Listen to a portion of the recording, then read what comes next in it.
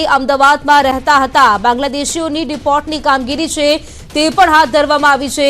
ધરપકડ કરાયેલામાં મહિલાઓ પણ સામેલ છે। ગૃહ રાજ્યમંત્રી હર્ષ સંઘવીએ આ મામલે ટ્વીટ કર્યું છે। તો ખોટા પુરાવાના આધારે આ જે બાંગ્લાદેશીઓ છે તેઓ અમદાવાદ ખાતે રહેતા હતા તેમની ડિપોર્ટની કામગીરી હાથ ધરવામાં આવી છે।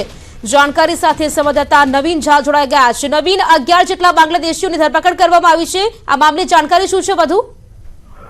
પ્રીતિ, ટોટલ 15 જેટલા ટોટલ થઈ ગયા છે। 11 પ્લસ જે બાળકો બી છે કેટલાક એમાં, એટલે ટોટલ 15 બાંગ્લાદેશીઓ છે કે જે લોકો ભારતમાં અને ખાસ કરીને અમદાવાદમાં અલગ અલગ વિસ્તારમાં ઇલીગલ એટલે કે ગેરકાયદેસર રીતે ખોટા દસ્તાવેજ બનાવીને રહેતા તે પ્રકારની ઇન્ફોર્મેશન ક્રાઇમ બ્રાન્ચને મળતા ક્રાઇમ બ્રાન્ચે એક મોટું ઓપરેશન હાથ ધર્યું અને તમામ લોકોની ધરપકડ કરી છે। પ્રાથમિક તપાસમાં સામે આવ્યું છે કે આ જે એજન્ટો છે, દલાલો છે, તે લોકો ખાસ કરીને બાંગ્લાદેશથી મહિલાઓ અને યુવતીઓને લઈને આવતા હતા અને તેમને દેહ વેપારના ધંધા સાથે સંકળાતા હતા। એટલે ક્યાંક ને ક્યાંક તે લોકો અહીંયા આવીને અને દેહ વેપારનો ધંધો કરતા હોય એ પ્રકારની માહિતી પણ સામે આવી છે। જેમાં ખાસ કરીને માત્ર એક જગ્યા નહીં પરંતુ અમદાવાદના ચંડોળા તળાવ હોય, વસ્ત્રાલ હોય કે અન્ય જગ્યા હોય, તમામ જગ્યાઓથી આ લોકોની ધરપકડ કરવામાં આવી છે અને એક મસ્ત મોટું રેકેટનું જે પર્દાફાશ ક્રાઇમ બ્રાન્ચે કર્યો છે। ભૂતકાળમાં પણ આ રીતે ક્યાંક ને ક્યાંક મહિલાઓને અહીંયા લાવીને અને દેહ વેપાર સાથે તેમને ધકેલવામાં આવતા હતા એ પ્રકારની માહિતી સામે આવી હતી અને એક પ્રકારે ફરીવાર અમદાવાદ ક્રાઇમ બ્રાન્ચે આ એક મોટા રેકેટનો પર્દાફાશ કર્યો છે। પ્રીતિ, બિલકુલ નવીન, આભાર આપનું જાણકારી માટે। અમદાવાદ ક્રાઇમ બ્રાન્ચે આ મોટું ઓપરેશન હાથ ધર્યું છે। લગભગ અત્યાર સુધી 15 જેટલા બાંગ્લાદેશી છે જેમની ધરપકડ કરવામાં આવી છે। ખોટા પુરાવાના આધારે તેઓ અમદાવાદમાં રહેતા હતા।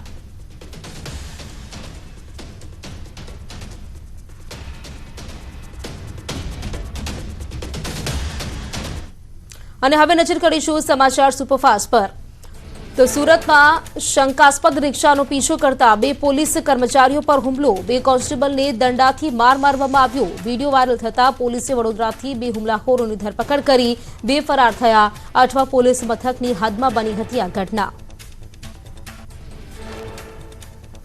આટલી ઘટનાઓ છતાં સુરત મનપા હજુ પણ ઘોર નિંદ્રામાં। પાણીના લીકેજના ખાડામાં ટ્રક ફસાઈ। લીકેજની કામગીરી બાદ ખાડો પુરાયો ન હતો। રોડ મરામતની કામગીરી પૂર્ણ ન થતા ફસાઈ ટ્રક। અમદાવાદની સાઉથ બોપલની સ્કૂલમાં વાલીઓનો હોબાળો। એપોલો ઇન્ટરનેશનલ સ્કૂલમાં હોબાળો કરવામાં આવ્યો। સ્કૂલ બસમાંથી વિદ્યાર્થીને ઉતારી દેતા વાલીએ સ્કૂલ સામે વિરોધ નોંધાવ્યો।